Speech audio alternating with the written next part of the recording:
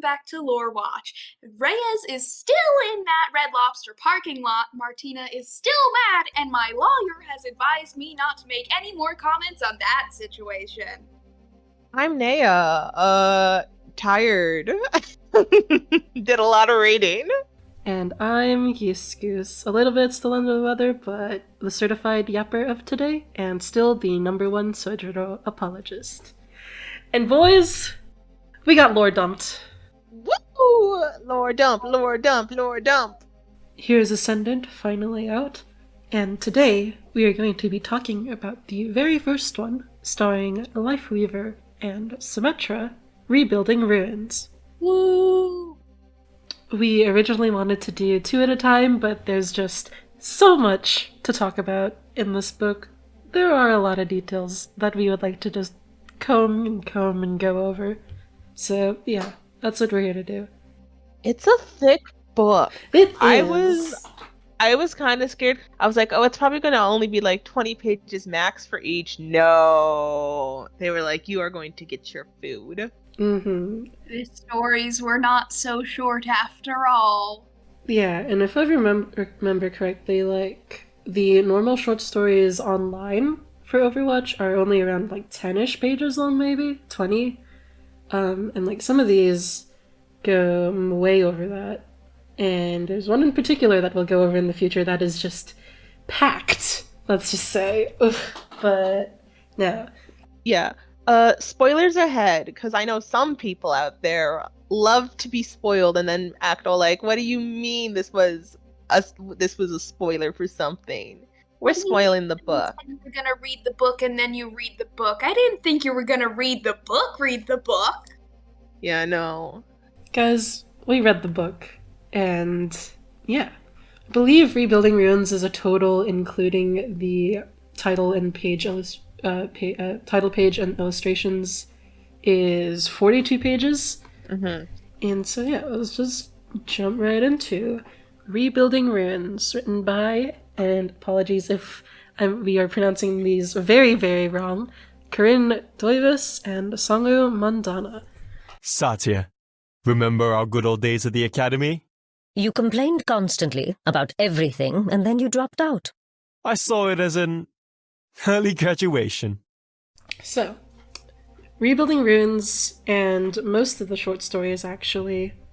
I think there's one, actually. I think Hanzo's is more blurry as to what specific day it happens, but we're just assuming that all of these short stories more or less happen the day after 0 Hour, which of course is the cinematic that depicts the attack on Paris. With Null Sector is just going to be everywhere here. The whole book is basically about them, in a way, without them being in a story. This gives us a bunch of glimpses into what's going on around the world during the Rio story mission. So yeah, the day after Paris, I think Paris was the only major Null Sector attack, and then the day following, just like 12 cities all at once also get attacked, and things get wild. Team Paris got the wrong time and date, and so they started off early, and then everyone else was like, try hard. Yeah, they were just like, you know what, I want this to be about me, and then everyone else was like, well, I guess we have to follow suit. Yeah, it was kind of caught off guard, They went on their own, alone. Overwatch, of course, the new Overwatch, beat them to bits. Now everyone's trying to catch up to them, pick up the pace.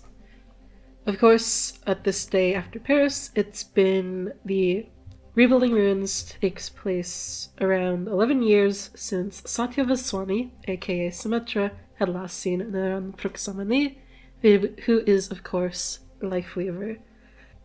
Starting off, Satya, of course, works for the Vishkar Corporation and is sent to the Atlantic Arcology to have a little bit of a negotiation with Naran Proksamani.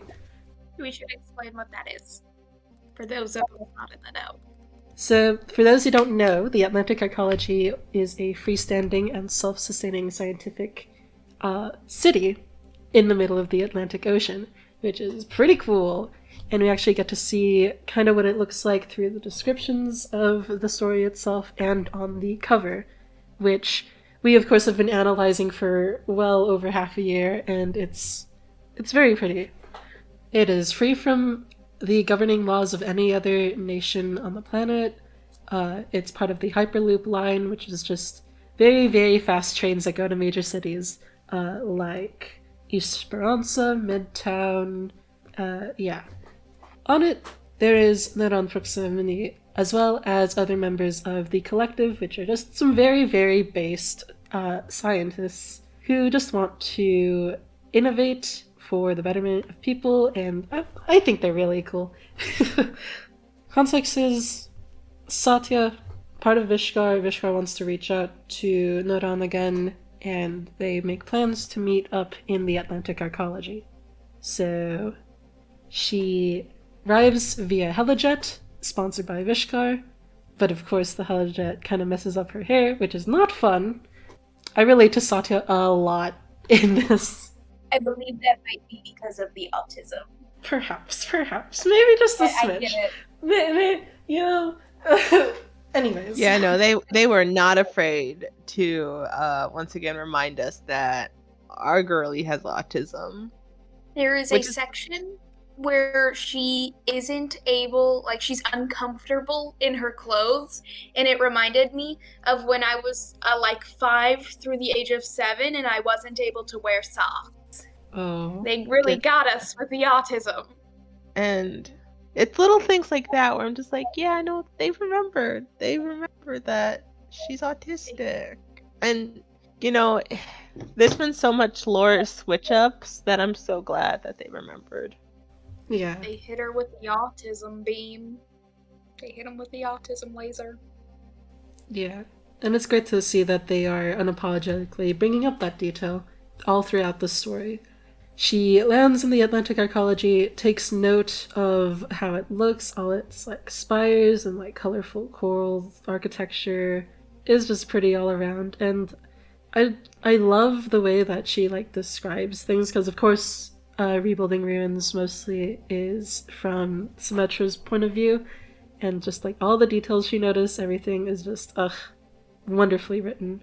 No, and that was just something that was nice about this whole series as well. It's like I could hear the voice actors' voices while I was reading this, and I was just like, yeah, because sometimes you're just like, oh, okay, this is a book based off of a video game. Like but there was just so much love put into this.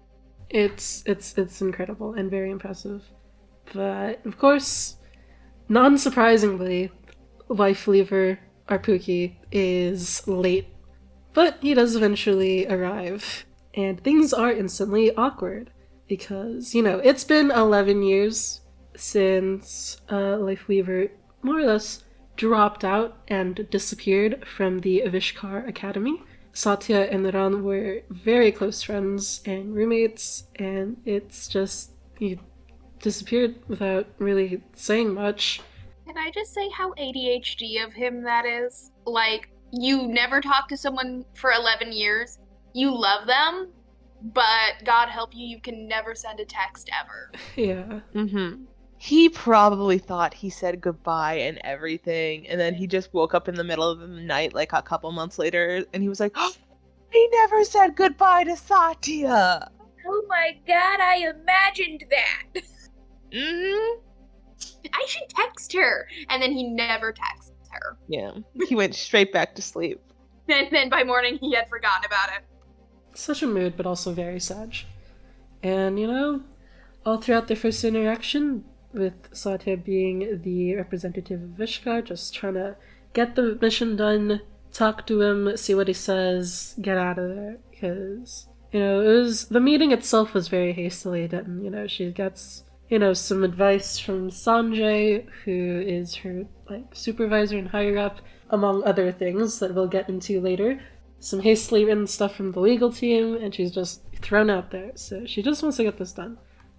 But it's difficult when 11 years later you see your friend and he is slaying. He is slay and he is gay. So yeah, they meet up, kind of look at each other, things are awkward, but hey, Nadan offers to take Satya on a little tour around the Atlantic arcology. They talk a bit about the collective and their goals, everything in the Atlantic arcology is, self-funded. They don't really have any other motives. They just want to, make this place very welcoming, very communal. It's so cool. I don't know how to, describe it better, but it's just such a cool concept to me. Smart people actually being smart and not greedy. I was gonna say, it sounds like something someone who is 70 plus would call red. It's like a cult without the cult stuff. Someone from the Red Scare would have a problem with that. But you see, that also goes to prove that it was definitely created by a bunch of senior millennials and Gen Zs at first. We're just like, forget everything that's going on. We're going to the ocean. Do it, we ball. Ocean. To me, it just gives me Minecraft base vibes, Yeah. It's a structure in the middle of the ocean, connected with trains, and very communal. Okay, that's definitely what the original creators were based it off of. They were like, remember that one Minecraft world we had? What if we made that real? Hey, remember that time you blew up my Minecraft base? Well, now it's in a published book, so eat dirt. So yeah, Lifeweaver takes her on a little tour. They go up to this little housing area meant for refugees, and Nadan talks about how a lot of places that Omnics are supposed to live is not really made in mind for Omnics specifically, and is more retrofitted. And it actually I never really thought about it. I mean, I did, but not to the full extent. But just do Omnics need a kitchen or something? They of course need accommodations, but what specific accommodations do they need or don't need? It just seems especially around the Toronto map in the story missions, we see bedrooms and televisions and little glimpses into Omnic housing, but we don't really know the specifics. They're made of metal in the ocean? I can't be the only one being are you sure you want to live in the salt water place? When you are made of metal? Do you want to rust? I'm sure in the future they have this amazing, well, everyone but Reinhardt has amazing anti-rust stuff to use. Most definitely, they probably have some sort of special spray going on every once in a while for the Omnics to make sure that they're feeling comfortable, no one's rusting. But also, it just goes to show that wanting to feel safe and welcomed, where you're willing to go to feel safe and welcomed. And sometimes that safe and welcome place, it has to be the sea. It's like when Zenyatta said, "I like being near the ocean. It reminds me of where I was born." But yeah, no, it's an aspect that gets overlooked, especially in the Overwatch universe, but I like how they brought it up here, especially with Lifeweaver and the Atlantic arcology, which is unlike Satya's experience in Vishkar, which is very, I'd say, indifferent to her with autism. Just kind of telling her what to do most of her life, honestly, is she goes into remembering how Vishkar treated her both as a worker and in the academy, talking about Vishkar's technology instead of her own accomplishments, and even giving her very, very, very overwhelming and specific and dumb instructions during graduation to basically be normal and don't be a distraction during all of it. And it was just I felt so bad. To me, it reads like they're treating her like a puppet because they're micromanaging her every single move. But when they look at their accomplishments, they never look at her because she is just an instrument. She's not a person to them. Oh yeah, definitely. Maybe I shouldn't let my manager micromanage and dictate every second of my life. It's crazy. My manager is a bit of a bad person. I hope he isn't part of anything even worse. Hey, my manager makes me want to hit him over the head with a 2x4 in the crusty back alley of a 7-Eleven. I don't think I like that guy. Yep. But yeah, Shimaranus is on that. Lifeweaver talks about his own. He shows himself to be very proud of like all of this, and he should be. It's like really good. It's like very important to him, very based. But eventually, towards the end, topic finally gets brought up. Hey, why are we even here? And Satya's like, so Vishkar wants you to come back because you made Biolite, and Biolite seems pretty cool, and Vishkar wants some Biolite, especially because of the Paris attack yesterday. And of course, Naran is like, no. Heart emoji. Oh my god. Vishkar sent Symmetra to do the corporate version of begging your ex to come back. Mm-hmm. But also sending your best friend coworker to tell you, hey, you need to stop talking about unionizing. Like, just come back to the workplace. Like, it will all blow over soon. You don't need a union. We'll give you a pizza party. Yeah. Because, like, it's one thing if they sent her to anyone. Like, if she went to that place and was just talking to a random person and saw Naran, like, that'd be different. No, she was sent there specifically to talk to him. They knew what they were doing. Yeah, it was kind of not a smart move. They were hoping to use the emotional attachments to blackmail him, but he used the emotional attachments to have a reasonable conversation with her. And no corporate pizza party is gonna fix that. What do you miss most about the academy, Satya? Your snoring. It helped me sleep.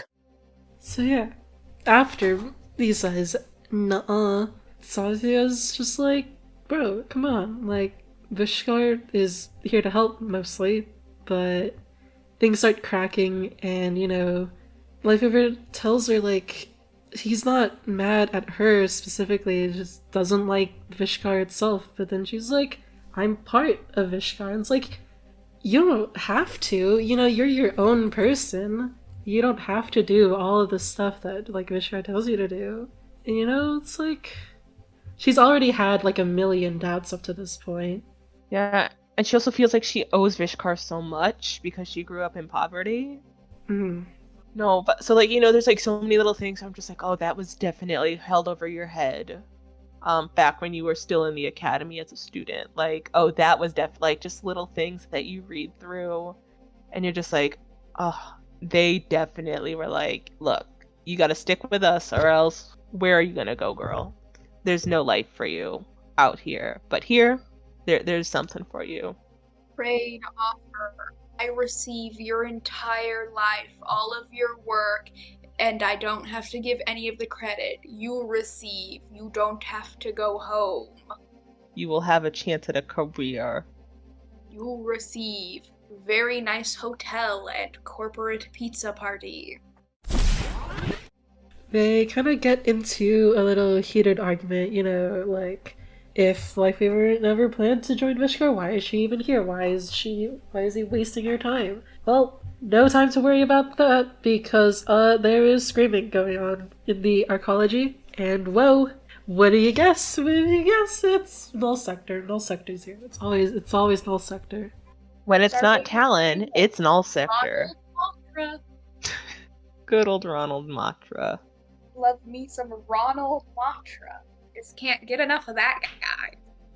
So, you know, they hear the trouble, so they go down around the transportation hub where, you know, civilians are running, null sector's there. There's a whole train that comes in that's just like full of null sector bots, and like a whole entire charger that emerges from a train car. Very interesting stuff. Roll initiative. Of course, Lifeweaver prioritizes helping people and like getting everyone away, healing those who can, pedaling a few civilians to safety, pulling them out, using his abilities as they do. Not worrying about his cooldowns. You said pedaling, and I heard pedaling, and I was like, oh, he's on the bike. He's riding them around. Here's the thing also, I heard pedaling, but I was like, it's Lifeweaver. It's like, yeah, he's dropping pedals left and right, and everyone's just getting shot up into the sky with the second they stand on them. I was like, yes. He's got the bike. He's got the 5-seater bike. They're all pedaling. So, yeah, do some fighting. At some point, they actually describe Satya's mechanical arm as a gauntlet instead of a prosthetic. And they also describe Naran's as a gauntlet as well. Which really brings into question, are they actually gauntlets? Like the Doomfist gauntlet? Or are they prosthetics? I think that might be a little more ethical than chopping children's arms off in the name of science. See, that's been my theory for like almost a year. Because as soon as Lifeweaver's origin story came out, we see like baby Naran with like his hand is white, meaning that he has the thing at that age.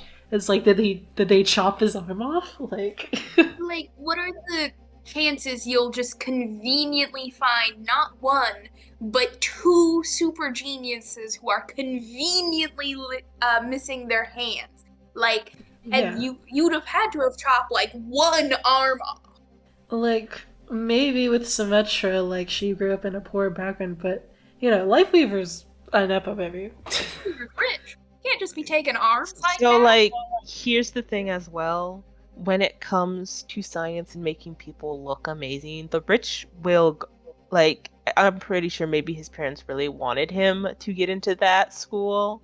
And they were like, you know what, we're going to just make it easier for you. We're going to have you just well adjusted to everything. We're taking your arm now. Oh, lop it off. It'll be fine though, you're getting a new one. Money can't buy everything, but it can buy a new arm.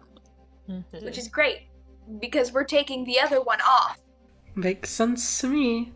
So yeah, like, specifically using the word gauntlet to describe him, they might, like, I don't know, because, like, their designs, it can't be, like, a fully, like, wraparound thing, surely, right? Because math is not I'm looking at the art for it, and just the way some of them look, I'm like, yeah, no, that's like a prosthetic, because... If there was anyone who was willing to chop off children's arms, it'd be Vishkar. I mean, yeah, most definitely. He'd probably do that for fun. It's such an interesting, like, word choice. I don't know if in, like, other stories, people have described, like, confirmed arms like Torb's or Cassidy's arm as a prosthetic instead of a gauntlet, but, like, it's very interesting and confusing, but womp womp. Yeah. It could also be just to make it sound better too. Like Vishkar, they don't want, like, to them, prosthetic probably doesn't sound good, but your child will receive a gauntlet to help them. Like, the way they have to word it to some of the parents sometimes. Might just be missing her hand, so she has a thing that it's the hand, but it goes all the way up like a sleeve, because that's the only part that really has to be thick because of the equipment in it. And it is, I don't want to say more ethical to just chop off a hand. I guess so, yeah. Yeah. I can see that. You can't die, Satya. We have plans later. With their powers combined, they make their way away from the transportation area. They end up, helping around the other parts of the arcology, and Satya ends up in the little housing area for Onyx that they were in previously. And, there's a bunch of subjugators and other null sector bots we are now very familiar with. And, she makes the decision to ult and use her wall to protect the outer wall of these housing areas. Yay! Hero moment. Yippee! Her cooldowns are low, but she manages... It actually takes a surprising amount of, mental focus, I guess, to manipulate this much hard light at the same time, She's made several teleporters. She sets up a few turrets towards the end, I believe. It's honestly very impressive and, gives me Avatar vibes, honestly. And then Lifeweaver comes by, they work together, get the rest of the bots, days saved, mostly. I mean, there's still a lot of, people caught in the crossfire, but more or less, the people inside of that housing area are safe, from subjugation. Imagine you live in like the housing area next door. Like, Are you kidding me? And what's funny is, like, as Naran arrives, you know, he's calling out her name as she's, like, struggling to keep up the wall and, like, deal with the bots at the same time, you know. She specifically, in her mind, calls him Bua, which is, of course, his nickname, and what she used to call him back in the academy when they were, you know, closer friends. And it's just very nice that she decides to use it. Important to note, when they first met, she called him by his first and last name, like he was in trouble. So they reconnected over the events of the story. Mm-hmm. That's why it's important. It's very nice. Yeah, in a lot of Southeast Asian cultures, like, some of the nicknames are more like for family only, but like that makes this even more significant to me because she's family. Even after 11 years of not seeing each other. Sometimes family is that one gay man who you haven't seen in 11 years, but your work says you gotta talk to him, so you have to fly there, but he's family. But yeah, the besties help save the day. Unfortunately though, Satya gets a little gash in her leg, but nothing a little mini tree can't help. Vishkar's gonna chop it off. Oh god, no. First the arm, she got a paper cut on her hand. That's why they took the arm and they gave her a prosthetic. She's got a cut on her leg. The whole left half of her body needs to be replaced. Mm-hmm. There cannot be flaws, only science. But yeah, she gets healed up. They look at the remaining, like, what else is going on, and there doesn't seem to be any more in our sector here. They just they all just jumped in at once. They all took the train. Yeah, took the train. They didn't have tickets either. They were fare jumping, so now you know they're really evil. But they don't even tip their waitresses. Odd, what psychopath. Damn, Lorewatch, what teach your children some manners? Now, I think Ramatra is someone who's supportive of the working person. I mean, the working omnic. Humans, not so much. He's subjugating people. He's misunderstood. Thankfully, with subjugation, you know, there's a lot of smart people at the arcology. They're already looking into it. The devices on the Onyx heads appear to be some sort of neural suppressors, of course. But, you know, we'll take some time to actually analyze them. But, hey, neither of them died. It's over. They reconnect. And Satya makes the decision to, like, hey, even though this negotiation thing was supposed to be short, I could just make the excuse that freaking null sector attacked and, you know, I needed some time to get back here. So they help around the arcology just for a little bit, and they eventually, like, have a nice lunch or dinner at a restaurant. And, you know, reminisce about their better times, their good times. So sorry, they're fruity. It's definitely brunch. Oh, of course. They're fruity. It has to be brunch, and they have to have at least one mimosa. Very, like, the topic is brought up about, like, Satya's dress, and, like, this entire time she's been in her Vishkar uniform, which is, you know, her skin, it's very white and purple and bland, but I guess that's the point, it's Vishkar. And it's all, like, messed up, and it sucks. But, you know, at the end, like, as much of discomfort she is in to, you know, be in it, like, it's torn up and chafed because, you know, she freaking fought bots. It was cool. She says that, like, even though the uniform isn't hers, she knows that she can do good in the uniform, which, honestly, we'll get to this in a little bit, but it's like, her idea is to still do good while in Vishkar, which is interesting for now, because we always, like, think, oh, yeah, she'll, of course, leave Vishkar eventually, but they're taking it much slower, because I think this is just, like, the first major push into her thinking about, like, how this probably isn't the best group of people. She's not fully ready to be independent from Vishkar. She still needs, like, some time. It's only been a day. Like, this whole thing happens in a few hours. Yeah, her first instinct isn't to leave, but is to, like, hey, if I can do the more heavy lifting, if I can actually maybe try to convince Vishkar, Hey, what if we do better things? What if we do better? Let's stop chopping off children's arms. The bare minimum, Instead of a corporate pizza party, can we go out to brunch?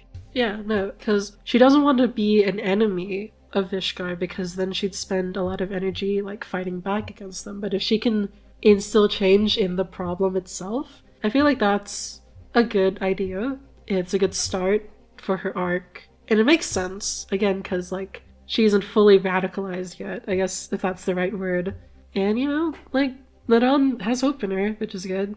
Even though he left immediately, because I think Vishkar already hated him, and he doesn't want Vishkar to have his technology. With Satya, she already has leverage in the company. She's high-ranking. All she has to do is kill Sanjay now! Woo! Yeah. Woo! And then have brunch. For an alibi, of course. Of course. I couldn't have stabbed that man 32 times, pushed him out a window, hit him with a car, and then bulldozed him. I was at brunch, obviously. I'm just a girl. I'm just a girl. Stay close, Satya. I know how you like to get into trouble. And then it ends on them, reminiscing about their old times at the academy, pranking people, doing their work, not doing their work. But they're just old friends. They're just good childhood friends. They're just a girl. They are both just a girl. Both of them are just the one girl. And then while reminiscing, like, Satya catches herself, like, doing this handstem that it's honestly implied that she's been doing it this entire time, like, throughout the story. Like, there's a lot of descriptions of her doing things with her hands, like putting them away, dropping them to her side. And I think it's meant to imply that she does this thing, like, normally when she's on her own or when she thinks no one's looking. And it's honestly, I feel that so much. She's so autistic. That's not supposed to be mean, by the way. I sounded affectionate. You're autistic. I love you. I love Satya so much. I love the representation, because, like, in old Overwatch 1, it was a detail, people were like, cool, and then it was never brought up again. It's like, okay, that makes sense, she has, like, OCD. And then Overwatch 2, they shot her with the autism laser again. Like, she's bad at reading, like, certain emotions, but she's good at reading other things, like, especially with people closer to her. She doesn't like food that she doesn't like being overwhelmed. Like, she even, like, struggles with, like, phrasing something. Hold on, let me find it. She's, like, describing how, like, the discomfort of her just, like, proves that she's, like, it's worth it because, it's doing her job. It's, like, the hardship that she's willing to do. And it's, like, maybe that's not the best way to phrase it, but, she knows that Lifeweaver understands her, and it's fine, like, if she doesn't have to say everything right. Words bad, words confusing. Source, I suck at words. Word bad. Don't like it. Boo. Reject modernity. Back to cave painting. Her discomfort with a lot of things, her stimming, the way that it's described on how she looks at things, like the way that the arcology is described in her POV, like everything about it. She just like me for real. She's just like me for real. Guys, this story is so good. But I would like to mention at the end, of course, Satya has these plans to, like, go back to Vishkar and try to, nudge them in the right direction, but Lifeweaver's like, if you want to know more, find some more answers to your questions, you could always look into Vishkar's founder, who is, of course, Vishwakarma Bhatt, who we were introduced to previously in Declassified, Mr. Vishkar himself. He's very vague about it, but, like, he has some suspicions about something going on about Vishwakarma specifically and his history. In which we know, I guess the most major point to take from the Declassified story is that he died 1 year before Vishkar, the company, was supposed to have its first public offering of the Vishkar Corporation. So they killed him. They amputated his whole body. They were like, the hands aren't enough. Gotta get rid of the whole thing. He died in a car accident, guys. Definitely. Princess Diana? And so, yeah, the story ends with Lifeweaver basically telling Symmetra to look into the history of Vishkar and its creator, and then, they eventually part ways and live happily ever after. It was a good way to start off the book. Oh yeah, no, most definitely, Like, I feel like it needed to be the story that started off the book. I think the way that they ordered the things are very intentional, and I enjoyed it. I think the order of the stories are, if I'm correct, Rebuilding Ruins, Unity, Luck of the Draw, A Friendly Rivalry, Thoughtless Gods, Where Honor Lives, Lost Ghosts, and then Lucky Man.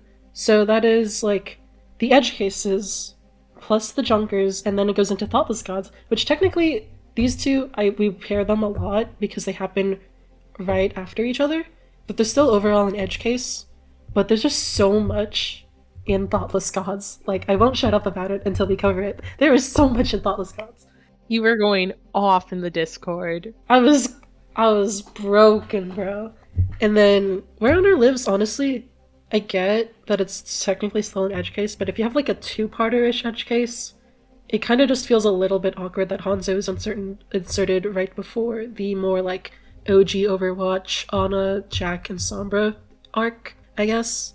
Yeah, it's a little bit inserted, but otherwise I do enjoy it. It's not really a complaint, it's just a little bit awkward. But yeah, great appetizer, very enticing. The story was very tasty. Good soup. It establishes the time of this entire book is the day after Paris, which I am coining because the attack on Paris is the attack on Paris. It's 0 hour. It is the Paris attack. But then when everything else, Rio, London, Dumbani, the Atlantic Arcology, Tokyo, Vegas, Zurich, Lijiang, this is 13 million cities being attacked at once. What do we call this day? Rod Matra's bad brunch. Rod Matra's day off. I was gonna say the culling, but that would probably be when they set off all the helmets on the bots. I feel later down the line in the history books, it's just gonna be such a big day. Also, how does the world just not completely collapse when every single major city ever is dealing with this? I guess we're only a few days in, but it's implied that Paris, Rio, Toronto, and Gothenburg all happen within hours of each other at least. So that's 4 days straight of null sector. At least. It's there's barely any space in between. I'm surprised that no one has set off one of those intercontinental missiles. You haven't even tried? Not even a little bit? I mean, if they're attacking everyone, who do you go for? There's no central. Yeah, I don't think they know, first of all, where Ramatra is, and second of all, how he's getting the warbots. Yeah, also because they know that the ships are up in the sky. They also maybe have to time it so the ships fall into the ocean and not on people. So there was an attack in America, right? Or am I? It's really what? So there's definitely one in LA and Vegas, and I wouldn't be surprised if there's one going on in Midtown because it's every major city. So So I know this ain't that type of game, but you're telling me that America didn't even try the C-RAM anti-aircraft gun just a... So yeah, that is Rebuilding Ruins. Very good stuff. We have a lot planned. Of course, we will be looking for some more guests, maybe some reoccurring guests. Who knows? It's just a very important book to both us and just in general for the Overwatch story, all its lore. I'd say it progresses the plot, but not as much as you'd expect, but it reveals a lot of backstory and context for things, and it expands more on small details that we've known. Of course, we've known that Lifeweaver and Symmetra were roommates, and they had a bond, and Satya has autism, and all these smaller details, and now they're expanded on, and there's words to them, and there's 40 pages worth of content extending all of these things, and I just love it. It's very good. I have, of course, been your mildly sick but ever so enthusiastic host, Goose. I'm Nene. And this has been Reyes, guys. Bye. Bye. Bye!